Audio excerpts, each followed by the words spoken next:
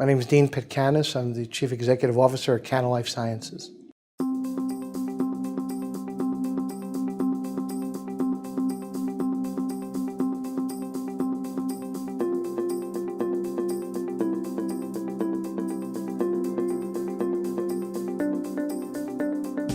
DEA's rescheduling of cannabinoids, first let's talk about cannabis. They take the whole plant and reschedule it?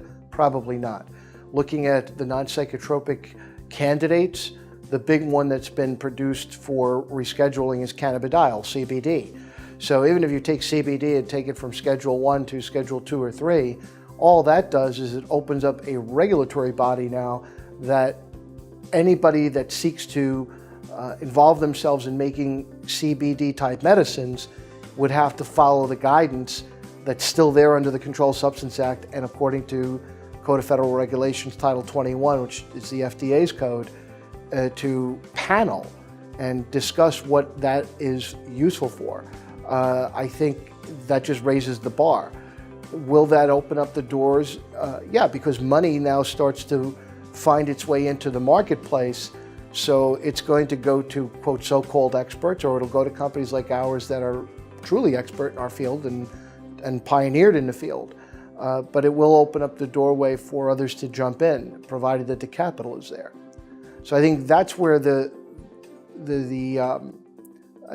barrier gets reduced in terms of the movement of capital in the market, but there's a bar that gets raised in terms of the performance of the participants in the market. If they seek to go and provide for the production of a medicine, they still have to follow the guidelines associated with making a medicine. Claims that have to be made associated with treating a disease. So I think that's where the marketplace will change.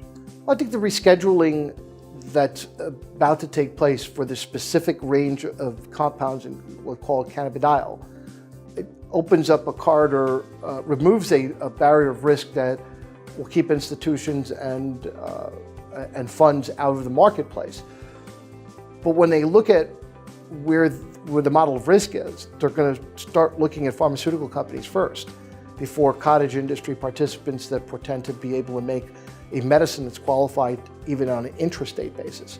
So that barrier and restrictive barrier removal, I think is good for companies like ours.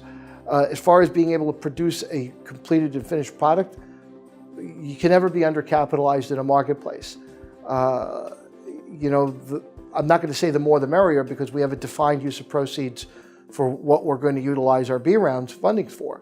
But if we were able to get into clinical trials and a Bayer came off the sidelines and said, I'm giving you $50 million in milestone payments for a brain liver disease, and we were able to do that, then it proves itself out that pushing into that paradigm of the marketplace is where you're going to get your rewards from. Well, John's bringing up a good point. He's talking about the intellectual property, the block of intellectual property that we have, and it starts with licensing from National Institutes of Health of a patent that was taken by the United States government.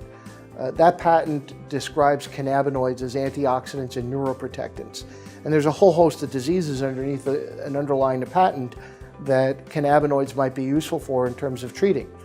We've chosen hepatic encephalopathy and chronic traumatic encephalopathy as two diseases. They're neurodegenerative diseases. That narrow focus for us gives us, I think, an advantage, an early starter advantage in a field of pharmaceutical companies that are now going to be focused on cannabinoid therapeutics. If you look at GW Pharmaceuticals, they focused on spasticity and pain. Those are their hallmarks. Spasticity with Epidiolex, pain with Sativex. They've brought it through clinical trials in Europe. They've established a position in the marketplace, and not only in safety in the use of the product, but in efficacy in the use of the product. Certainly Sativex is an alternative to opiate medications. Then you have Insys Therapeutics, another pharmaceutical company, which is engaged in the production of cannabidiol in bulk as an API producer, and also in some of the diseases that they've chosen. Now, there are two companies that have orphan designation across some pantheon of about 13 diseases. That's GW and it's Insys. Now we're the third. We've made an application to the FDA for orphan designation for the use of cannabidiol in the treatment of HE, or hepatic encephalopathy. And so in that regard, intellectual property is important because it gives you a point of use and design in terms of a model of some form of monopoly. Because when you have technology, a technology that's patented is useful for a period of 20 years. The license with NIH gives us a range of exclusivity and use for that technology, the use of cannabidiol. On our own accord, we've added to that. We've produced compounds that are cannabidiol derived and very likened to Cannabinoid Therapeutics. And in that application we made, which is a patent cooperation treaty application, we've listed a host of neurodegenerative diseases that potentially can be targeted with the use of some of these compounds like KLS 13019.